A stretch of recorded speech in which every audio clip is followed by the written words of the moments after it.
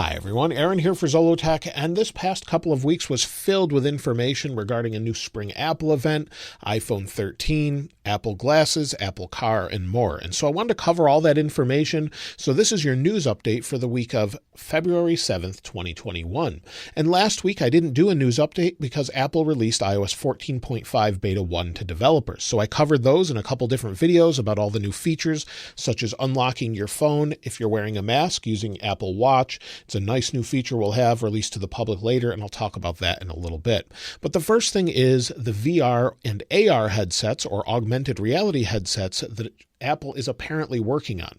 Now, according to Mark Gurman at Bloomberg, Dan Riccio, which was announced a week or so ago as being in charge of a new group or a new project at Apple, is apparently in charge of the new Apple Glass division. And so Apple's working on their own augmented reality solution. This is Google Glass, which was sort of a first attempt, but Apple is said to be working on their own version of virtual reality and augmented reality glasses. And so he's in charge of that, and Apple said to move them there to give them more of a focus and get it to market. So after that shift, Riccio continues to oversee AR and VR work, and apparently they're working on their own custom screens and testing their own camera hardware. So Apple is said to be working on that. And according to iMore, the first VR headset is said to look like VR headsets that already are out there. It will have LiDAR to scan its environment, and apparently the production is said to be starting the fourth quarter of 2021 with a launch of 2022 according to the supply chain. So those should be really interesting. Also, it's said that it's going to be very high-end with 8K displays and 12 cameras for tracking hand movements. So to have displays that are 8K seems incredibly high resolution. You'll need sort of powerful hardware to push that resolution as well, but it would be great to see them do something like that. It's said to have interchangeable bands with spatial audio being incorporated into one of them. And then also it's said to be as much as $3,000 to $5,000. So we'll have to wait and see. This sounds more like it may be one product or possibly two separate products. It's hard to say, but people keep saying there will be augmented reality like Google Glass was, where it puts this screen in front of you and shows you information over the existing environment, but also VR, virtual reality, which would be interesting as well. So we'll have to wait and see. It's a little ways out, but it's interesting that they're still working on it, and 8K displays sound amazing, and that would be basically close to real life of what you would expect. Now, as far as the next iPhone, Ming-Chi Kuo has said the next cameras on the back of the iPhones will get better ultra-wide, meaning a higher quality image with the ultra-wide camera, with more light being let in with an f1.8 aperture lens as opposed to the f2.4 that we have now. So the ultra-wide could get a better image. It is a little bit grainy from time to time if you've used it on any of the current iPhones, so to see that upgraded would be great. Also, according to Mark Gurman and Ming-Chi Kuo, iPhone 13 is said to have optical-based in-display fingerprint sensors that they're working on. And that would be great. Now, some people have said this is not going to happen since Apple released 14.5 or iOS 14.5 with the ability to use an Apple Watch in tandem with an iPhone and sort of unlock it that way if you're wearing a mask. But I still think it makes sense to have an under-the-display fingerprint sensor like we have with Samsung phones, for example. Put your thumb down on the screen, it unlocks, and you're in. I prefer Touch ID as opposed to Face ID. I know many people like Face ID, but Touch ID in combination with them keeping Face ID would be amazing, and I would love to see that in future versions of the iPhone. So hopefully we see something like that. Also, according to Barclays, iPhone 13 is to gain Wi-Fi 6E. This seems like something that is obvious since Apple has been including the latest things, and Samsung included Wi-Fi 6E in the S21 Ultra. So it makes sense that we would see that in the iPhone 13 with the latest Wi-Fi specs supported. Now, the thing I'm most excited for really is Apple's spring event. Usually that's around March where they introduce new products. And the thing I'm looking forward to most is a refreshed iMac that could look something like this. So an iMac could have squared off edges similar to what we have with the iPad Pro, or it could look like the Pro Display XDR. But either way, I'm looking forward to see what Apple's next version of their silicon can do and what we could do with an upgraded iMac that may have a slightly bezel-less display or close to bezel-less display like the iPads Pro. And also we can expect iPad Pro to get a little bit of an update, maybe with mini LED displays at this point. That may not come until later, but hopefully an updated iPad Pro if they do what they do every year, as well as an iPad mini that would be 8.4 inches and look similar to this iPad Pro as well. So we would have sort of a consistency across the lineup of iPads. Also, Apple TV looks to be getting a refresh finally, hopefully anyway. Apple TV is well outdated at this point and needs an update as far as the processor in it and maybe some RAM as well as storage. So that would be great to see. And then what seems to get the most traction as far as what seems to be in the supply chain is updated AirPods. So AirPods 3 as well as AirPods Pro with a slightly different design. So with improved audio, improved noise cancellation, improved transparency. And so these are great. These AirPods Pro are great, but an updated version is always welcome. Now, don't expect a MacBook at this event. Apparently, Apple's going to put those out later with a redesign. Now, it's possible they could push it up earlier, but it seems like it won't be until later this year with updated MacBook Pros, maybe around WWDC or something like that.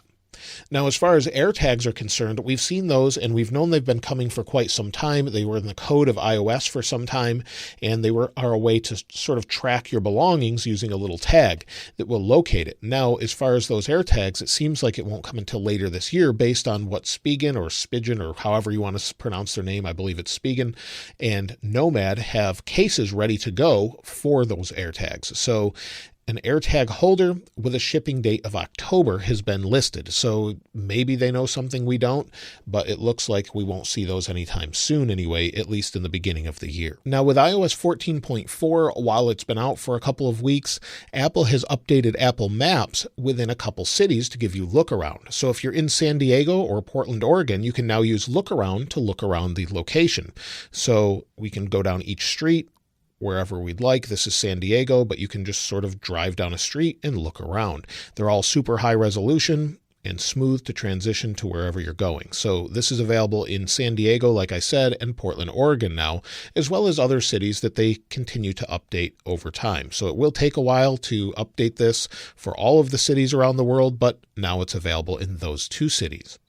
Now, with iOS 14.5 and iOS 14.4.1, a lot of people are asking, will there be an update before iOS 14.5, or when is iOS 14.5 coming out?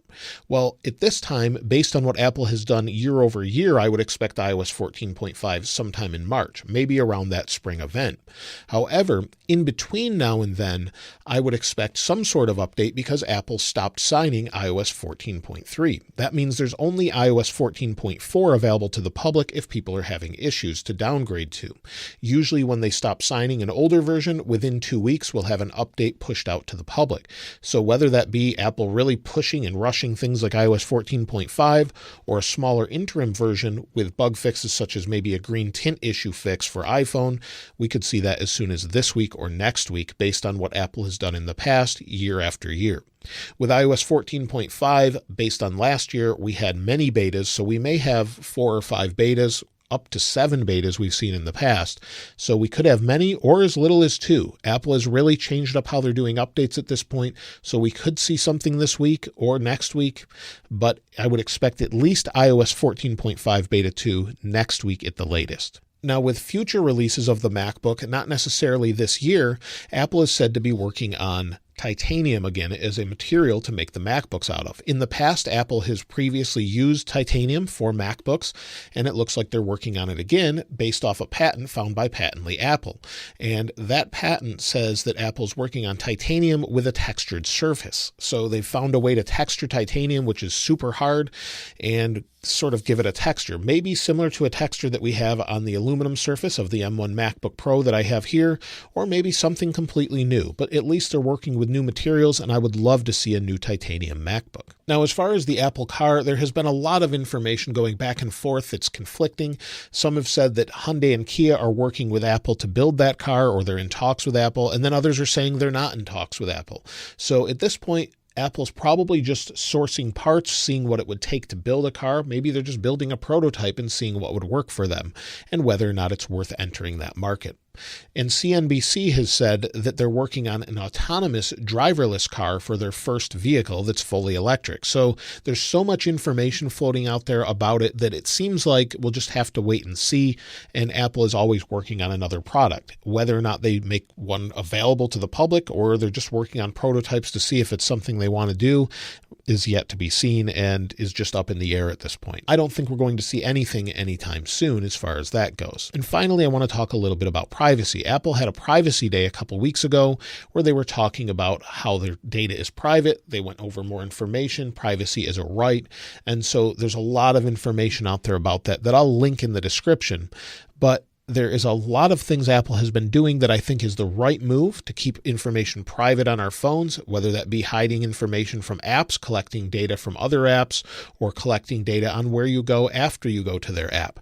I think that's a good move, and it's a good move to let you know whether or not apps are tracking you. You have app tracking and privacy, and you can allow apps to request to track. If you turn it off, they can't track you at all, and they won't even ask. So you want to make sure that you have it set based on what you want. You would get better ads, for example, if you had it turned on. If you don't care about that, of course, turn it off. So that will be a big push in the next public release of iOS when iOS 14.5 is released to the public. So a lot of good information over this past couple of weeks, and a lot of good things to look forward to as far as iOS, Macs, and more. Let me know what you're looking most forward to in the comments below, and of course I'll link this wallpaper in the description like I normally do. If you haven't subscribed already though, please subscribe, and if you enjoyed the video, please give it a like. As always, thanks for watching.